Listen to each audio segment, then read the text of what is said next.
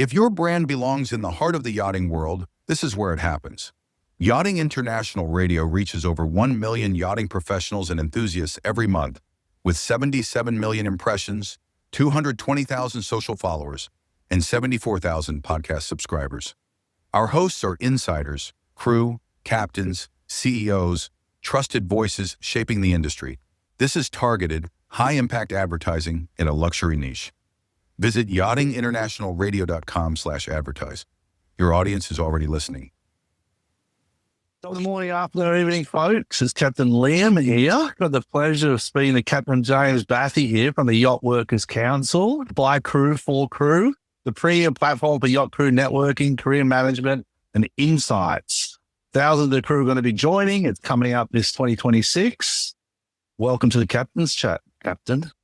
Thank you very much. What an introduction. Thanks for having me. Yeah, no, I mean, as exactly as you said, we're trying to create one central ecosystem where everything crews, so like a one-stop shop. Because in the 20 plus years I've been in it, it's always been fragmented, little pockets of groups of people, and, been trying to get together is difficult. So what we're trying to do is put everyone all in under one roof, so that everything's covered, and it just makes the most amount of sense for it to be that way. Well, I think successful companies solve problems, and I think that it starts to identify what the problem is. As a captain like yourself, sometimes we're on the sideline watching this industry evolve. And in the last kind of 2-3 years for me, I've had a bit more of a hands-on approach to it through social media and conversations. And I realize, and I'll be vulnerable to say, it is a broken industry where so many different, structures and influences come into us that we don't really have a common direction or a common place to go to. What's the biggest problem you find in the industry, without saying names of people? No, but it's exactly that. Like you said, it's the fragmentation. I'm a member, as I'm sure you are, of countless WhatsApp groups and, various pockets of this and that, but nothing really ties in. So as we were talking about before, it's very much divide and conquer. It's always been the way. If you keep people separate and people aren't conversing with each other, it's quite easy to be like, oh, that's an isolated incident. And it's not the case. We have systemic problems within yachting. Yeah. And we can't address them if everyone's in different rooms. So what we need is to put everyone in one space, and therefore, from management companies, flag, state, everyone can relay information and extract information from crew in one area. Every other industry, aviation, etc., has like Balpa, where you go to and you get information relayed to you regarding your industry and how it affects you. Whereas ours may filter down, may not, depends on where you get your information. And you tend to turn to your fellow crew onboard ship to find out, what their advice is, rather than outside of that. So if you're on the wrong kind of vessel and you're getting the wrong advice, you're going to go down the wrong path, and it's easily done. And it should be like, this is it. This is a career path. This is how you can go down that career path. Engineering, deck, interior. These are the courses you can do. There should be some form of structure, and thing has really missed out on structure. And that's what we're trying to provide, is the ability for people to get information from a trusted place where it's all in one place. And, if you've got a problem with a contract or whatnot, there's forums where you can go, okay, is this acceptable? Because if you're told by someone, oh, that's how it should be, you kind of take it as gospel, because they're with you. And it's like, well, actually, this 5%, it's how it is, but the other 95% have got better terms or whatever it is. So it's just about trying to create that accountability. And by doing that, closing loopholes, we can lift the industry. Absolutely. Yeah. That's what we all want. Everyone wants the industry to be better. We want, but unfortunately with everything, there's bad in anything, There's bad crew, there's bad management, there's bad contractors. That's to be expected, but we want to lift it, and we want to try and help people to get better, and the good contractors to flourish, the good management companies to flourish, the good crew to get the careers they want. And that's why we're here and what we're doing. So it's about giving someone the entire experience, essentially. So from their training to the, financial, what are they doing with their money? Are they being sensible about it? Are they putting it away? Are they thinking about their futures? And all these things are things we should be thinking about, but we don't, because, we kind of skip from one to the next. We ask this person, they say one thing, they say another. But yeah, that's what we're trying to do and trying to achieve. Yeah, I've gone through the website here and I've registered, and over 1,000 crew are going to join. And you're saying kind of March, April 2026 is going to start to come out. Looking, what it's like with technology, there's sort of teething problems and everything, sort of the best hope in the world. You push and push, but things set back.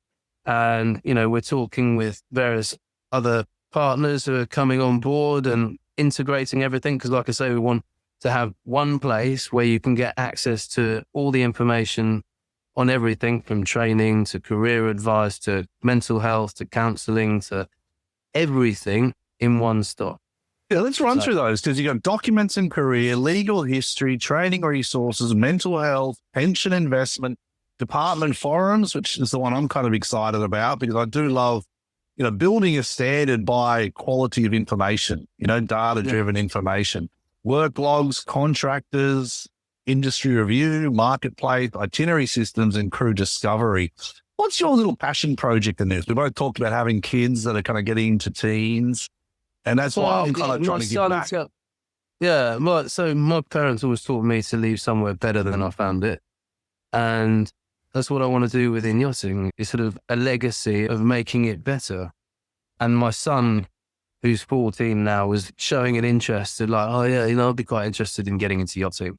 And I'm like, not at the moment, not how it is, because, unfortunately, there's still a lot of people who are exploited within yachting. I hear horrendous stories every year, and it just shouldn't be the case. In the modern day, we shouldn't have these situations occurring to crew. No. So, how do we close those loops? How do we close those loops of issues? Because I do a check-in Tuesday now, and I'm encouraging people to reach out so I can help them with resources. I'm not a psychologist, just a simple guy who goes to sea, but I like solving problems. But a lot of these people reach out with legitimate, real concerns and stresses of not being safe on the boat. How do we close those loops within that Yacht Workers Council? Is it more of a legal framework or a support framework? It's a support. It's a support network of people, because also, it's great that they're addressing it and they're raising these concerns. As we've said, they're raising them potentially to you in a small group of people, but if we can highlight that this issue is systemic and it's happening a lot, then we can address it and we can take these issues further, and that's the point, is being able to highlight. It's very easy, like I've said before, to be able to quash something and that's just an isolated event. Unfortunately, in yachting, it's not. It happens a lot, and we need to make sure that we can address these issues. And then we can go to the organizations, the various associations, and say, look, we've got a real problem here.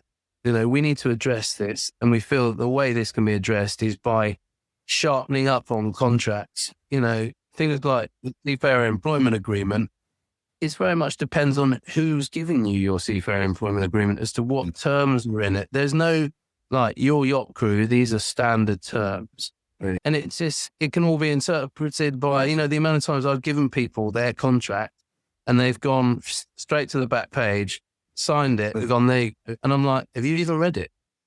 Yeah, but we talked about it. It's got my holiday in it. It's got how much to get paid. And I'm like, wow, okay. But, you need to have a look at the options and it's educated. It's like anything. Education is always key.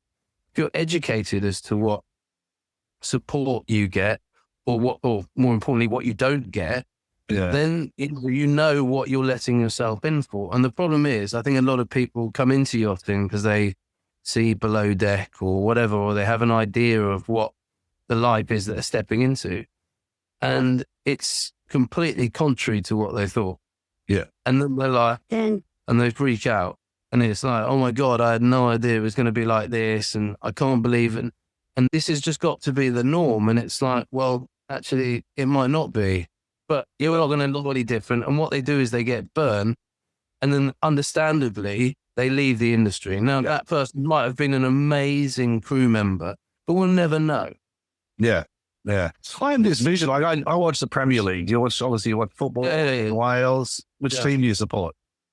I don't actually. I'm more of a rugby man, but I do enjoy it. I used to play a lot of football when I was growing up, and I love to see my son and my whole family is Manchester United. And they're very happy about yesterday's Arsenal game.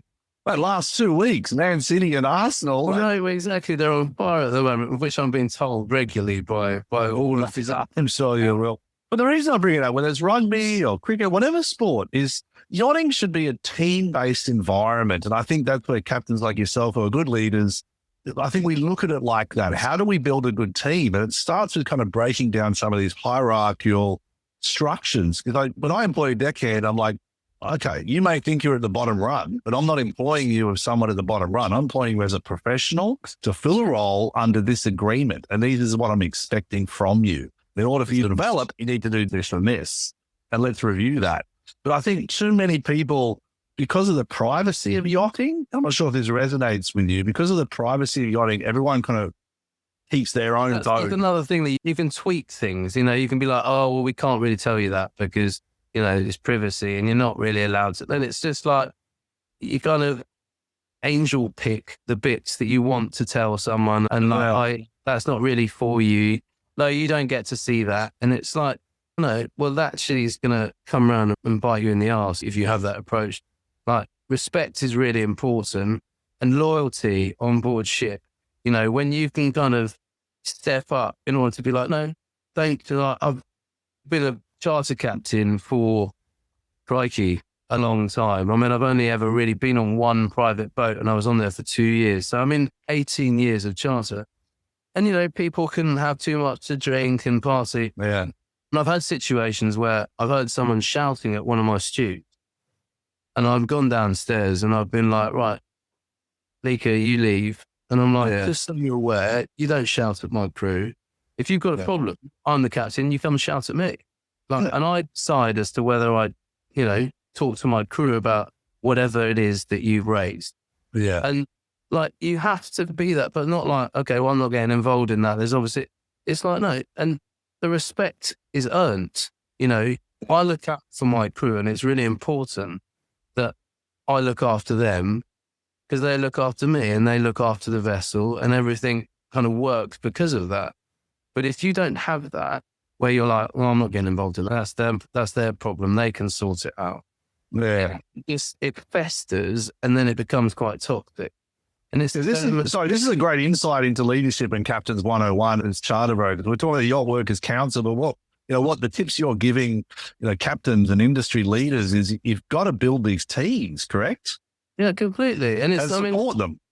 Yeah, I went to boarding school, so I was institutionalized. You got used to being in close quarters with people. Yeah. From a young age. I was 7 when I went to boarding school. So you get used to being in that environment and you know that you can't let things fester and build up. But to give an example, a crew member who's got a niggle with their cabin mate who keeps leaving their wet towel on their bed when they come out. If they don't say anything to the crew member and they let that fester and then they end up headbutting them in the crew mess one time because someone said something, everyone's like, psycho. And it's like, hey, you haven't seen all this stuff that's built up. Iceberg, isn't it? It's the iceberg. Exactly that. Let's turn the iceberg upside down, So. And this is it. And I think it's really important. I say to my crew, if you have a problem, we need to deal with it there and then. Say your piece and sort of mediate and be like, okay, I know you've said your bit. Now what have you got to say? Okay, cool. Is this can we resolve this? No, okay, well, just don't do that.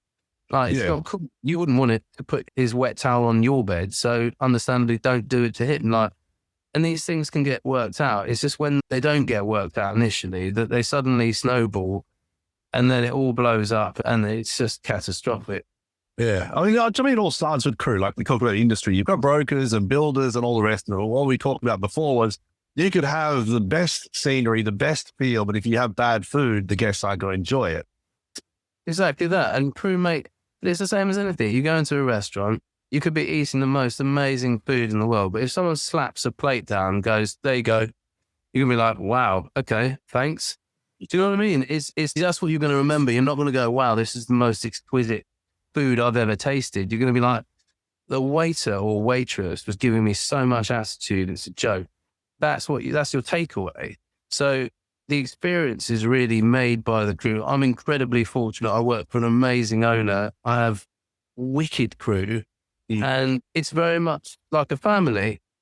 Hell yeah, we definitely have niggles and gripes and like flare-ups, but it's how we deal with it. And we're like, wait, come on. Like, we're all in, excuse the pun, we're all in the same boat. Yeah. Let's kind of shake it off, crack on, and let's keep going. And it's a sign of a great leader, Captain. Like, I've had this engineer for 10 years, we've worked together.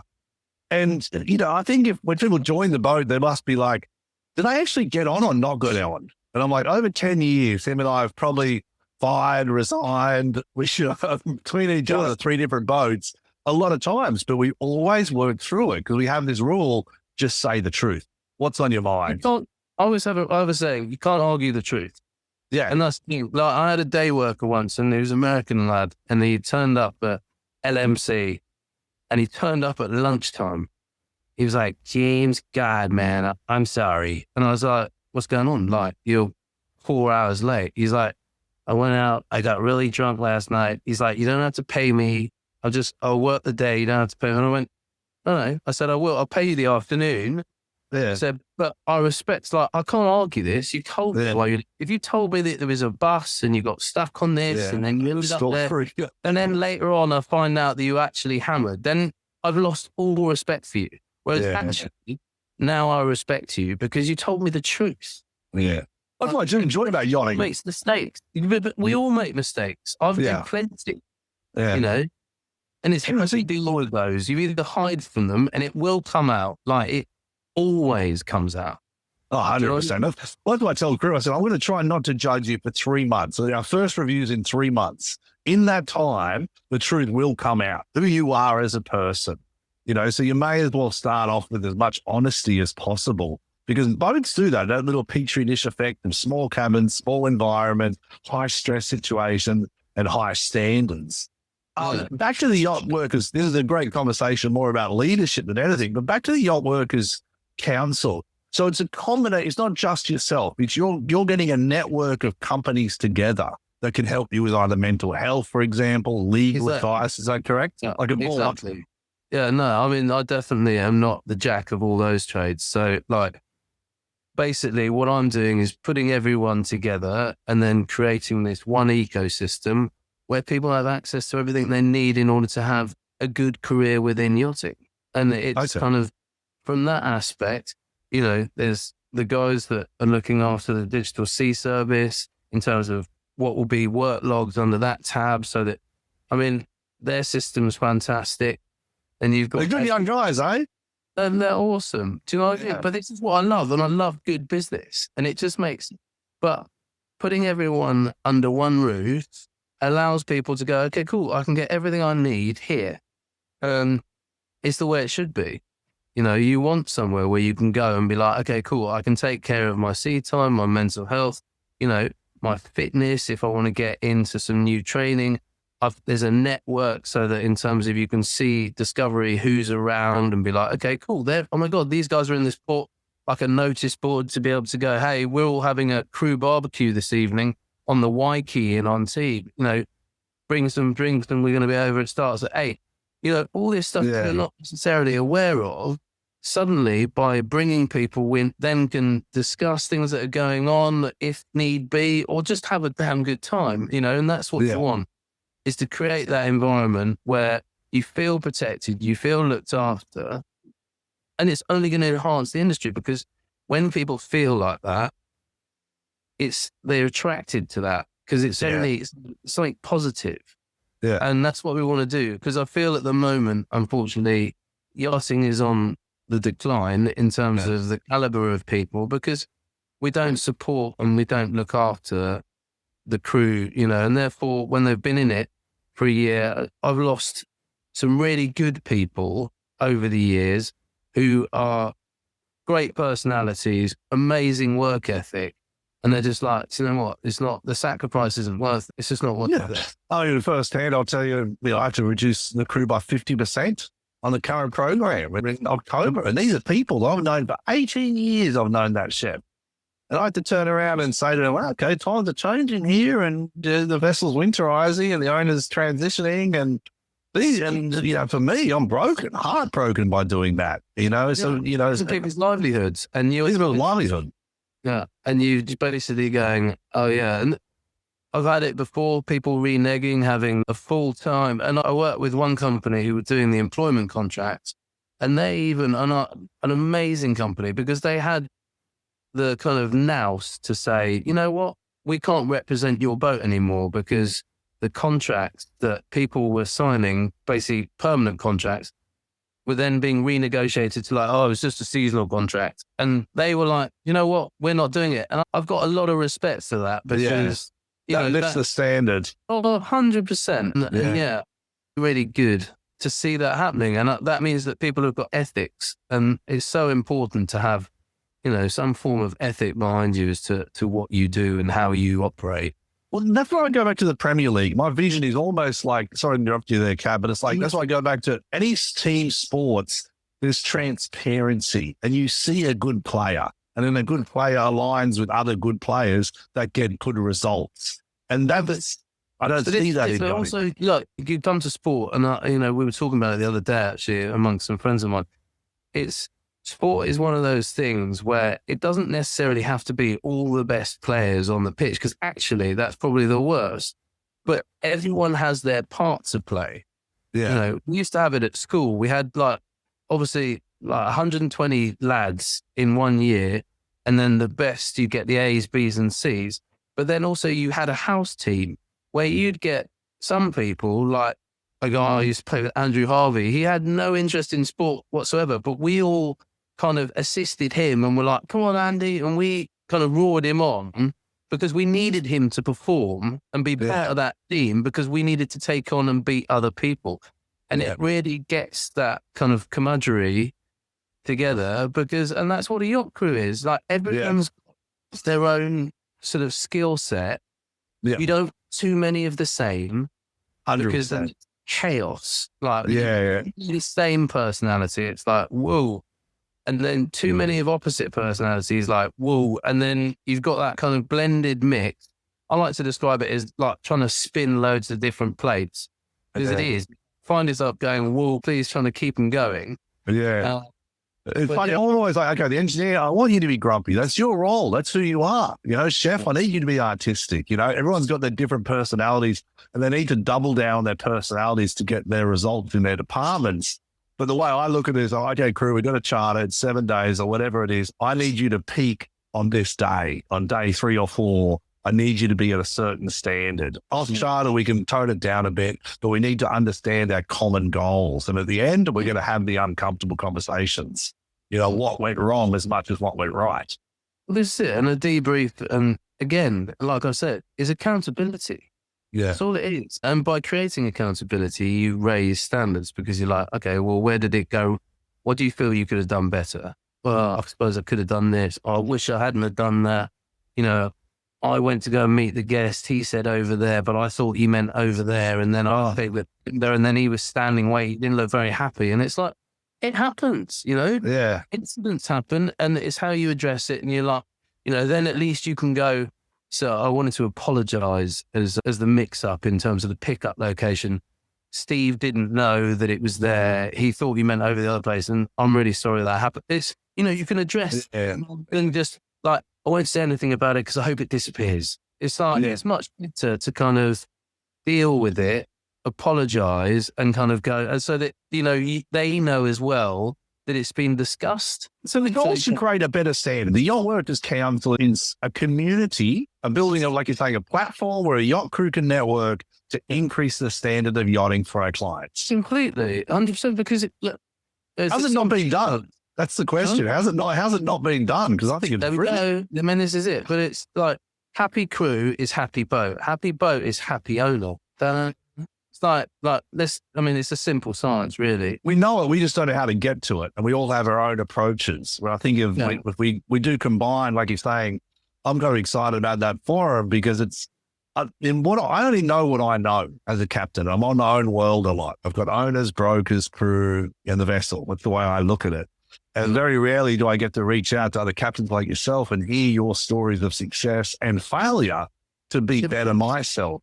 You know, You only learn through that. You never learn from everything going right. Yeah. You just don't. Because like I say to my kids, you know, when they come back and they've lost at a rugby or a football or a netball match, it's like, what did you do? Like, why do you think you lost? Well, because, we weren't making the tackles on this. And it's like, okay, cool. So like, that's great. You know, for next time. Yeah. Whereas when you just bumble through your life thinking that everything's perfect and rosy. And I'm great. Yeah, I'm the best. I'm like, you're in for a horrible fall one day. You know what I mean? So, but my kids there, I tell them the world is not a good place. I said, you can only make your space of positivity and your space that makes you a better person. But the world, people are always out to get other people or be better than other people. That's just the reality. So how do you create your internal strength? You support yourself with people around you that are like-minded, that want to be better, you know? Yeah, and just also think about yourself in a positive light, that you're doing the best that you can. If you know that and you are upkeeping those standards within yourself, that you know that you're like well-mannered, polite, you've got a good work ethic, then that's great.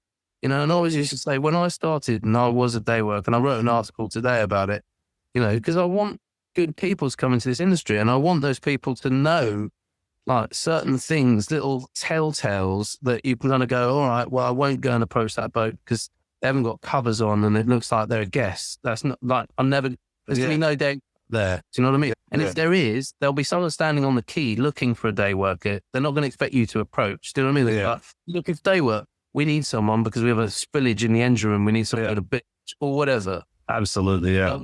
All these things to be able to help so that people don't have that uncomfortable start and then go, oh, actually, do you know what? I don't like it. And then they leave before they've even really started. Yeah. And that's the idea, is to try and help people and educate people how yachting works and therefore raise the standards. And by doing that, we'll get a better industry, we'll get better experience for the owners, which will make them happier. And overall, it lifts. Yeah, I think it's a perfect way to introduce the Yacht Workers Council, and I think it's going to be something that does change it. Where's the biggest area for growth, do you think? And we're brainstorming here. Is it the onboarding process? Is it the offboarding process? Do we focus on the new crew that come in? Because I see a lot of these. The industry as a whole, it's about everyone looking to try and assist others, because we have to, like we said earlier, you've got to take some responsibility for ourselves. We've always sitting around waiting for someone else to fix it. Yeah. And I think that's the problem, and associations, they've got their way of doing it, and, some of it's dated and, it doesn't necessarily work when you're like, well, what are you doing about it? And it's like, well, we can't really do anything until next year when we've got the data telling us about what's happened last year. And it's like, well, what did you do with the data from last year? Well, we're comparing that with this year. And it's like, wow, okay. So, but is it, we just collecting data or are we doing anything about the data? So it's that ability to make changes and go, wow, okay, well, this is happening a lot. We can see that because it's being raised a lot. How can we change? How can we talk to people about making that change and doing that? And it's unfiltered, Yeah. We're not, well, it's neutral, isn't it? It's unbiased is the key. well, this is it. We're not accountable to anyone. We don't management companies sit in an impossible position. They're on the fence between owner who pays their management fee and crew that they care about. Now, if the two conflict, it's a very difficult position because business is business. We all have to keep the wolf from the door. And, then there's the ethics side of it. And you should be doing this, but we have to care about the crew, and there has to be, so we can take that onus and we can report back to them. So you're saying that this has been raised quite a lot. We've seen that this issue's going on quite a lot in the industry. And I see that you're looking after these vessels and that vessel. What do you think you can do to change that? And they can then turn to the owners and go, well, this is quite a problem we're having. We're being told by this group who is represented by YWC that this is happening. You know, Yeah. Is this happening? You can speak to the captain. Is this something you feel is happening on board the vessel? No, it's not. Actually, we don't have that, thankfully. But I know that's happening on this vessel and I've seen it and all this, Yeah. you know, and it creates that accountability. So, yeah, I mean, We're talking about the motivating factors being your children, same as me, but, you know, another motivating factor for me is also the clients, being a charter captain or, you know, or a private yacht captain as well. It's the end user. And so many times I've seen owners, and even one recently called up saying that he's not happy with his current program because of the turnover of crew.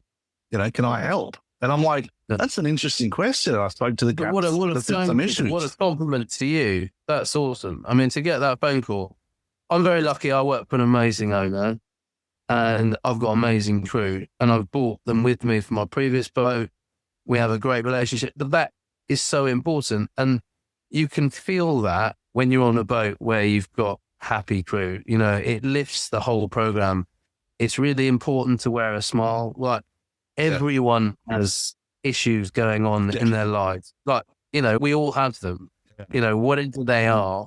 But in that moment, you've got to be able to come out and be like, morning, how we doing, guys? Right, what's the plan? And also the ability to read the room. I mean, as a charter captain, some guests don't really want to talk to me.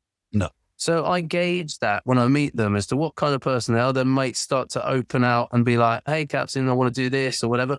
Or they might just want to talk to Ruth, my chief stew, and be like, that's way better for me. Or maybe Madame makes decisions.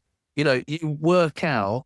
Oh, it's such an uncomfortable feeling when you're there in front of guests and you're like, I can sense you don't want to talk to me, but I'm here just to help you. And, you know, let me work. It takes a day or two, I find, to work through every charter client to figure out what they like and what they don't like. Them you know? to settle in and, you know, they have certain thoughts in their own mind about how it works and how it should work. And then they're like, actually, do you know what? No, it's this. And then they change and they merge it into something different. And it's really interesting. And I actually quite like when someone comes on and they don't seem overly content to be there. And I'm like, I'm going to change that. Yeah, I'm going to figure this one out. Yeah, he's like, I'm going to change that. I'm going to make it love. Yeah, and it's a struggle, man, because then you got to, like, I do down to which end's the boat going to be at the anchorage, how I'm going to approach the anchorage, so I spin it. Like, some of the hardest clients are the ones that I get so much reward from when you see them in that moment of pleasure, where day 3 or 4, they've broken down all their barriers, they're chilling with their wife and their kids, and they're finally relaxed, and you've got a beautiful view that you've drifted into, mountains, champagne, caviar. Anyway, I think we're going to cut out here because of Zoom after 1 hour. But it's been a great conversation. One of the longest conversations I have, I think, Cap James. You've been a champion, and thank you so much for your time. It's been... No, we talked about leadership. We talked about the Yacht Workers Council. We talked about lifting standards, about a community. What's your biggest, takeaway in the next 3 to 5 years? Is this a membership-based thing as well? And how do we build it? Like I said, so it's a membership-based. So each crew member will pay. We're looking at £5.99 a month or £60 a year up front. It's less than around a drink, but we have a responsibility to take care of our own industry, which is why we're doing membership. And like I say, we're looking like sort of an air miles of about giving people who engage money back in terms of like points, essentially, to be able to use for their training and other such things from the providers that we have on board the site. So, it really is an ecosystem where it feeds back into itself and grows sort of organically. Well, it's been great speaking to you, Captain James. What I'm thinking now is the vessel should incur the cost, and the brokerage fee should incur the cost. The brokerage housing, because, anything that helps increase the standard for the client is an industry problem. You know what I mean? It's an industry-driven solution. So that's where I think this should probably go for all those brokers out there and management companies, and give your crew the tools they need to succeed, correct? Well, if you give people, exactly like you said, if you give them a path and you give them the tools, then there's no excuse. Yeah. As well. Do you know what I mean? And this is the 100%. thing. But because we're all very good, like, I didn't know that. I had no idea. And it's like, well, it's weird because you're on there and it's just like, and this is what I was saying, it's like when you join and you put what flag vessel you work on, the flag state can reach out directly to people that are on their flag vessels about information that relates to them. There's no, we never got that. I didn't see that. It's like, well, you need to read the information that comes to you. Do you know what I mean? So we have responsibility ourselves as well But yeah, it's great. And like I say, my business partner's doing it for Ocean Mutual on the merchant side because the core values are the same, but it's branded differently because, you know, if we had like, this is merchant, then the yachties would be like, nah, I'm not joining that. It's not really relevant to me. The values are the same. Yeah, exactly. We have the same values, but we just different industries. And they need to be branded and sort of dressed accordingly. And there'll be different parts within, you know, the merchant side of it than there is on YWC. So it's exciting times. Big change is coming. And yeah, I think the industry is well and truly ready for it. Oh, well overdue for it. Anyway, Cav, it's been an absolute pleasure speaking to you. Look forward to meeting you. So you go between Wales and Cannes. Yeah. So I'm back home at the moment and then back to Cannes later this week. And then, getting ready. I feel like I've blinked and the season's upon me again. Oh, I know. I'm feeling it too. It's end of January here and I'm like, all right, trying to figure out the chef itinerary, progress, calling, and it's like, all right, back to it. I know, exactly. And January feels like it's like 7 weeks long as well. It's, Yeah. All right, Kat. Well, thanks once again. Everyone be safe out there. Appreciate it. Make sure, I think the key, the takeaway for me in this conversation is be transparent and be involved. You know, be part of the solution, not part of the problem. And join the Yacht Workers Council. I think there's online, it's yachtworkerscouncil.com. And there's a sign-up form there, I believe. Yeah, there's a waiting list. So that's just to basically say that you want to be part of it. Because like I said, we've got accountability and, you know, if we want to do it, we have to be part of that change. Yeah. Get involved. All right, Cal. Thank you, Matthew.